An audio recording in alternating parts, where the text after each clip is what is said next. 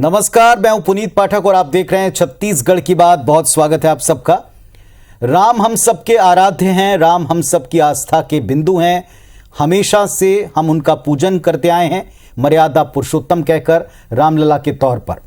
लेकिन सियासी गलियारों में हमारे पूज्य राम को लेकर अब नए और अलग स्वरूपों को लेकर एक बहस छिड़ गई। कांग्रेस कहती है कि हम मां कौशल्या की गोद में बैठे राम का पूजन करते हैं, जबकि भारतीय जनता पार्टी युद्धक राम की। तो भारतीय जनता पार्टी ने भी कहा कि राम के हर स्वरूप का पूजन होता है। अब सियासी गलियारे में किसके कौन से स्वरूप वाले राम हैं, इस बात को लेकर भी बहस छिड़ी है। बहस नई नहीं है, लेकिन छत्तीसगढ़ के सियासी गलियारे में इस बहस ने क्या जनता के बीच में कोई कंफ्यूजन क्रिएट किया है, इस बात को लेकर चर्चा करेंगे सीधे दोनों पक्षों के दो बड़े ही समझदार, तर्कशील, विवेकशील और वरिष्ठ नेताओं से। राजेंद्र तिवारी जी कांग्रेस पार्टी के वरिष्ठ नेताओं में से एक, जो हमारे साथ जुड़ गए हैं, और संतोष पांडे जी हैं भारतीय जनता पार्टी के सांसद महोदय, जो इस पर पक्ष रखेंगे। आप दोनों को नमस्कार, बहुत स्वागत है आपका छत्तीसगढ़ की बात में। आपके पास आए, चर्चा शुरू करें। इसके पहले एक रिपोर्ट जनता को दिखाते हैं कि क्या विषय है, किस विषय पर हम बात कर रहे हैं।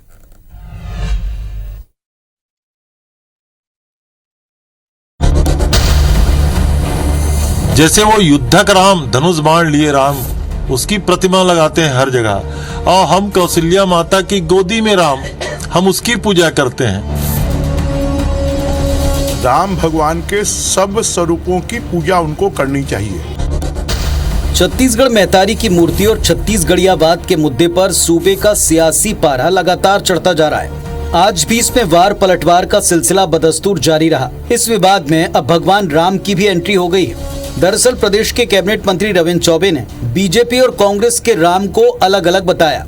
रविंद्र चौबे ने कहा कि हम माता कौशल्या की गोद में बैठे राम की पूजा करते हैं, जबकि बीजेपी युद्धक राम की प्रतिमा लगाती है। हालांकि बीजेपी ने भी इस पर काउंटर अटैक करने में देर नहीं की। जैसे वो युद्धक राम, धनुष बाण लिए राम, उसकी प्रतिमा लगाते हैं हर जगह। और हम कौशल्या माता की गोदी में राम, हम उसकी पूजा करते हैं। तो ये तो देखने के स्वरूप आपके मन के ऊपर है। जो कांग्रेस पार्टी है वो कॉलनेमी राक्षस के रूप में राम का नाम लेती है। तो जरा चौबे जी को इस मामले में ध्यान रखना चाहिए। वैसे छत्तीसगढ़ की राजनीति में पहला मौका नहीं जब सियासी दलों ने राम के नाम पर अपनी पॉलिटिक्स के लिए स्कोप ढूंढा हो। बीजेपी और कांग्रेस दोनों खुद को बड़ा राम भक्त और विरोधी को राम के नाम पर कोरी सियासत करने वाला बताते रहे। फिलहाल छत्तीसगढ़ियावाद पर छिड़े विवाद के बीच श्री राम का कांग्रेसी स्वरूप बनाम बीजेपी स्वरूप प्रदेश की जनता के बीच चर्चा का विषय बना हुआ है। सवाल ये, क्या ये जनता में भी कंफ्यूजन पैदा करेगा कि उनके वाले राम कौन से हैं? Bureau report, IBC 24। तो कुल मिलाकर क्या कभी जय श्री राम और जय सिया राम, इसके ऊपर बात। तो अब कौन से स्वरूप राम के पूजनीय हैं, किसके स्वरूप से, क्या किसी पार्टी का कोई नेचर डिफाइन किया जा सकता है, इस पर हम चर्चा की शुरुआत करते हैं। राजेंद्र तिवारी जी, 2 मिनट में आप अपना ओपनिंग स्टेटमेंट रखिएगा। काल नेमी की तरह नाम ले रहे बीजेपी ने यहां तक कह दिया किस राम के स्वरूप का पूजन करना है, क्या पार्टियों के द्वारा डिसाइड होगा, यह भी जनता के मन में एक सवाल उठ रहा है। क्या अर्थ है ये कहने का कि बीजेपी के और हमारे राम अलग अलग तरह के स्वरूप हैं?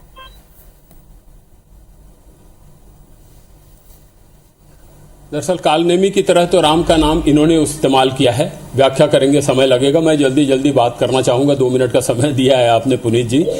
सबसे पहले बात समझ लीजिए, रविंद्र चौबे जी बड़े धार्मिक व्यक्ति हैं, शंकराचार्य स्वामी स्वरूपानंद जी के शिष्य हैं, और उन्होंने जो अपने क्षेत्र में और जहां जहां उनको अवसर मिला जिस तरह के धार्मिक कार्य किए, उससे धर्म के प्रति उनकी गहरी आस्था प्रकट होती है।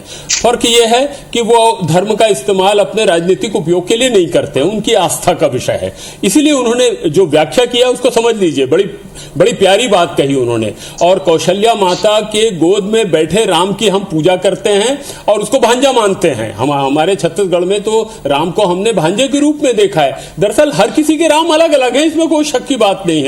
गुहराज निषाद ने अलग राम की बात कही है, माता शबरी ने कुछ और राम को देखा है, और केवट ने तो मांगी नाम न केवट आना, कही तुम्हार मरुम में जाना करते हुए राम को किसी और रूप में सोचने की बात किया है।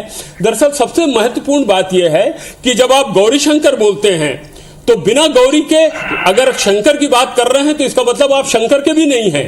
अब अगर आप राधा कृष्ण बोलते हैं और बिना राधा के कृष्ण की बात करते हैं तो इसका मतलब है कि आप कृष्ण के भी नहीं हैं। इसी तरह लक्ष्मी नारायण आप कहते हैं और लक्ष्मी के बगैर नारायण की बात करते हैं तो फिर आप नारायण के भी नहीं हैं। उसी तरह आप सीताराम अगर कहते हैं, सीताराम ना कह के जय श्री राम कहते हैं और सीता के बगैर राम की बात करते हैं तो इसका मतलब यह है कि आप राम के भी नहीं हैं। अभी जो रविंद्र चौबे जी ने कहा है ना कि धनुष की प्रत्यंचा चढ़ाए हुए राम दिखाई देते हैं और सीता मैया कहां हैं उनके साथ में, तो ये इनके राम ऐसे हैं, जय श्री राम। इनको राम भी ऐसा चाहिए जो गद्दी पर बैठा हो, जो अयोध्या में आने के बाद राजा राम की बात करते हैं, ये वनवासी राम की बात नहीं करते। इसलिए उसकी सूक्ष्म व्याख्या करते हुए कम शब्दों में रविंद्र चौबे जी ने कहा कि हम उस राम को मानते। संतोष पांडे जी को सुनने का है। संतोष जी, आप भी 2 मिनट में अपना ओपनिंग स्टेटमेंट रखें। सवाल ये कि आप कालनेमी कह रहे हैं, लेकिन राम पर क्या सियासत की शुरुआत भारतीय जनता पार्टी ने की है, ये आरोप है। दूसरा, किस तरह अलग है और अलग करके कैसे दम्भ से पार्टी का कैरेक्टर जोड़ा है, इस बात से राम जी का जिक्र शुरू हुआ था आज के संदर्भ में। दोनों पर अपनी बात रखें। भगवान राम राष्ट्र की आत्मा, राम के बिना यह राष्ट्र अधूरा है। यहाँ यदि छत्तीसगढ़ में किसी को भी कहते हैं, पूछते भैया आपका क्या नाम है, तो कहेगा कि मेरा समारू राम है, रामा राम है, बुध राम है, रामलाल है, रामाधार है। दक्षिण में जाए तो रामलू है, रामैया है, रामप्पा है। राम के बिना पूरा राष्ट्र अधूरा है। और मैंने जैसे कहा कि राम ही है इस राष्ट्र की पहचान, राम से है। किंतु जिस प्रकार से आदरणीय राजेंद्र जी बोल रहे थे, इन्होंने कहा कि शंकराचार्य के शिष्य हैं, तो भाई एक बार गुरु जी से बात करना चाहिए कि मैंने ऐसा कहा है, गलत है कि सही है।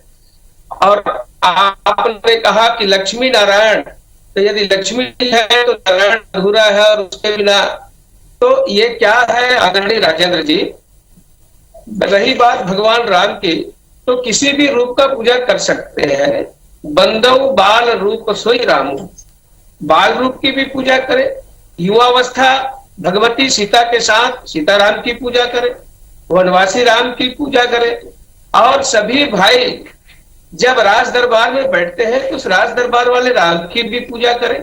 और हाथ में तीर कमान धनुष लिए हुए जो राम दिखते हैं, जिसमें विनय न मानत जलद जड़ गए 3 दिन बीत, बोले राम सपगोप तब भय बिन होय न प्रीत, उसके बिना भी रामायण अधूरा है। और बाल कांड से लेकर के अयोध्या कांड, अरण्य कांड, किष्किंधा कांड, सुंदर कांड, लंका कांड, उत्तर कांड, 7 सोपान मिलकर के भगवान राम का चरित्र पूर्ण होता है। और इसलिए इसमें ये खंडों में देखने का काम चौबे जी ने करके पाप किया है। चौबे जी बहुत बड़ी गलती किए हैं, ये बयान निंदनीय है। आपने भी अपनी बात रखी, मैं उत्तर लेता हूं। चौबे जी ने पाप किया, तिवारी जी उत्तर दें आप इस बात का, खंडों में देखकर। हाँ देखिए, ये तो मैं इस बात की आलोचना करता हूं कि चौबे जी ने पाप किया, ऐसा शब्द बोलना भी पाप है। वो धार्मिक व्यक्ति हैं और पूरी तरह से ओतप्रोत हैं। मैं थोड़ी सी व्याख्या करूंगा। अभी जैसे पांडे जी ने कहा, मैं इनकी इस बात से सहमत हूं कि सबने राम को अपने अपने ढंग से देखा। इन्होंने राम को उस ढंग से देखा कि भय बिन होए न प्रीति, यानी भय को के माध्यम से प्रीति लाई जाए। मैं तो कृपा सिंधु बोले मुस्काई, सोई करू जेहि नाव न जाई, और जासु नाम सुमरति इकबारा, उतरहि नर भव सिंधु अपारा। मैं तो ऐसे राम की बात कर रहा हूं जो कृपा सिंधु हैं, जो डराने की कल्पना भी नहीं करते हैं। और मैं रामचरितमानस में जिस तरह से वर्णन किया है राम के विभिन्न रूपों का तुलसीदास जी ने, कि आखर अकार सोब ओम सोम अकार सुन प्रणभ पुकार सो तिहारो घर नाम है, शीश तो आकाश नैन ज्योति को उजास बार बार को विलास तब धरो धरा धाम है, नाम सो अनाम ओ अनाम हु सो कोटि नाम, आखर अरख में अकाम है सकाम है, जग है गुलाम जाए तेरे कहे राम। कोई हुलसी के पूत कवि तुलसी के राम हैं। तो मैं तुलसी के उस राम को भी मानता हूं जिन्होंने राम के विविध रूपों को दिया है। फर्क यह है कि ये जय श्री राम जब बोलते हैं तो इनके मन में ऐसे ही राम की छवि राम है जी के जो सत्ता पर बैठा हो, मानने क्योंकि ना मानने दृष्टि तो पूजन इनकी करने राम ना पर करने कम से है, नहीं, सत्ता पर ज्यादा है। भारतीय जनता पार्टी के नेचर को आप किस अंदाज में नाम लेते हैं या किस स्वरूप में आप देखते हैं, उसको आपसे जोड़ा है, उस पर कटाक्ष है या उस पर बात है? ऐसा है आदरणीय पुनीत जी, आपने जब ये विषय शुरू किया तभी आपने ये कहा कि बाल रूप माता कौशल्या की गोद वाले को वो मानते हैं, और उन्होंने ही भाजपा का भी जो है वो आइडेंटिफाई कर दिया, वो पहचान बता दी है कि ये युद्धक राम को भाजपा वाले मानते हैं। तो हम किसको मानते हैं या हम कहें कि वो किसको मानते हैं? अरे वो तो राम को मानते ही नहीं। उन्होंने कहा था कि राम का अस्तित्व नहीं है, राम सेतु नाम की चीज नहीं है, इनके चिदंबरम, इनके कपिल सिब्बल, ये राम जन्मभूमि का फैसला ना आए लेट हो करके, ये तो वहां सिब्बल जी ने अंत तक प्रयास किया कि इसका चुनाव में प्रभाव पड़ेगा। तो जो चुनाव से तौलते हैं ये इंडियन नेशनल कांग्रेस, आदरणीय राजेंद्र तिवारी जी इस मुंह से बात कर रहे हैं, ये तो राम को मानने वाले नहीं है। ये बिल्कुल गलत बोल रहे हैं कि कांग्रेस ने कभी राम के अस्तित्व को मानने से इनकार किया, ये सरासर गलत है। और सबसे बड़ा प्रमाण यह है कि इनकी अपनी पार्टी के नेता, इनकी अपनी पार्टी के सुब्रमण्यम स्वामी ने कहा कि अगर राम जन्मभूमि बनाने का श्रेय किसी आदमी को, 3 आदमी को है। एक राजीव गांधी को जिन्होंने ताला खुलवाया, दूसरा 52 एकड़ की जमीन लेने का काम पीवी नरसिंह राव ने किया, और तीसरा अशोक सिंघल ने जिन्होंने पूरा जीवन समर्पित कर दिया। ये राम सेतु की बात कर रहे हैं, उन्होंने आरोप लगाया, उनका आरोप है ये भारतीय जनता पार्टी के नेता का कि आज भी राम सेतु की फाइल प्रधानमंत्री कार्यालय में पड़ी हुई है, उसको निकाल करके नहीं देखा। बिल्कुल उसी तरह जैसे रामवन पथगमन, बरसों से 15 साल तक ये सत्ता में थे, इन्होंने उस दिशा में कोई काम नहीं किया। इस दिशा में अगर नाम लेते हैं काम नहीं करते हैं पांडे साहब, ये आरोप है। बघेल ने किया, उन्होंने आगे बढ़कर के राम भक्त। माननीय पुनीत जी, आवाज आ रही है? बिल्कुल आ रही है। हाँ, आप साहबानों का प्रकरण जानते हैं पुनीत जी? जी, पूरा देश जानता है, पूरा प्रदेश जानता है। केवल वोट के खातिर कानून को बदल दिया गया। क्यों?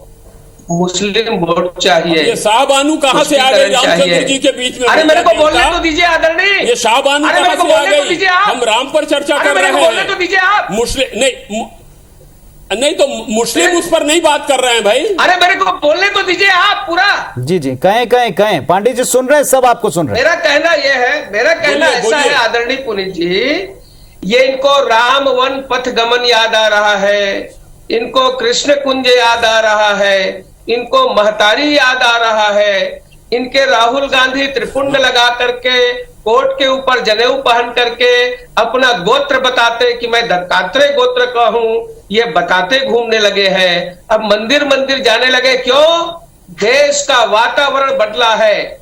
यही लोग कहते थे कि मुंह में राम राम और शाम को 250 ग्राम। भाजपा वाले, भारतीय जनता पार्टी शुरू से राम जन्मभूमि के लिए रही है, हमारे आप जवाब दें तिवारी। आप ये बताइए भाजपा को क्यों जाता है, ये बताने की कोशिश है। देखिए, इन्होंने तो इनके बड़े भारी नेता ने तो कौशल्या माता के यहां जन्म लेने के मामले को लेकर के प्रश्नवाचक चिन्ह खड़ा किया था और छत्तीसगढ़ सरकार की आलोचना किया था। ये भूल गए कि मोहन भागवत जी मुख्यमंत्री के निमंत्रण पर वहां गए और उनको बड़ा सुकून मिला मोहन भागवत जी को कौशल्या माता के मंदिर का दर्शन करके। हम राम के भक्त हैं, बताने की आवश्यकता नहीं है, ये सर्वविदित बात है। फर्क इतना है कि हम इसका राजनीतिक लाभ नहीं लेना चाहते। राजनीतिक लाभ नहीं लिया कांग्रेस ने, राजनीतिक लाभ लेते हैं पांडे जी। ये बुनियादी फर्क है आप में और हम में। राम के भक्त हैं आप, बताता वही है जो गड़बड़ झाला कर लिया रहता है। जो डालडा लिखा होता है ना, डुप्लीकेट घी, नकली घी, उसमें कहा जाता है असली घी, असली घी बार बार वो बताता है और रहता नकली है। तो वास्तव में जो कांग्रेस की स्थिति जो है वो यही स्थिति है कि आज अभी तक ये लोग राम का नाम लेते थे तो ये डालडा थे क्या? ये लोग और सबसे बड़ी बात यह है, एक बात और सुन लो पांडे जी, मेरी बात सुन लो। इन्होंने राम जन्मभूमि की और बाकी सब बातें की है। पुनीत जी, मैं आपको भी स्मरण दिलाना चाहूंगा कि पिछले साल राम जन्मभूमि की जमीन को लेकर के जो घोटाला हुआ था, उसको लेकर के कितना बड़ा बवंडर खड़ा हुआ था, वो भी मालूम है। इनका तो नारा है कि राम नाम जपना और प्रभु का माल अपना। राम जन्मभूमि में इन्होंने घोटाला चालू किया है, वो हम सबको मालूम है। भाई, राम का नाम अपनी आत्मा की शुद्धि के लिए लो, समझ में आता है। दरअसल इनको लगता है कि राम का नाम लेने का अधिकार किसी और को है ही नहीं। पांडे साहब, क्या ऐसा मानती बीजेपी किसी और को अधिकार नहीं, या ये मानती कि केवल हमारी वजह से करना पड़ रहा दूसरों को? पर वो आप पर आरोप लगाते हैं कि आप केवल राजनीतिक तौर पर ये करके देख रहे हैं। ये हम ही है, हिंदुस्तानी है पूरे विश्व में। और मैं ये कहने में संकोच नहीं कि सबको राम नाम का अधिकार है, किंतु इन्होंने विरोध किया। इन्होंने राम सेतु का विरोध किया, इन्होंने राम जन्मभूमि का विरोध किया।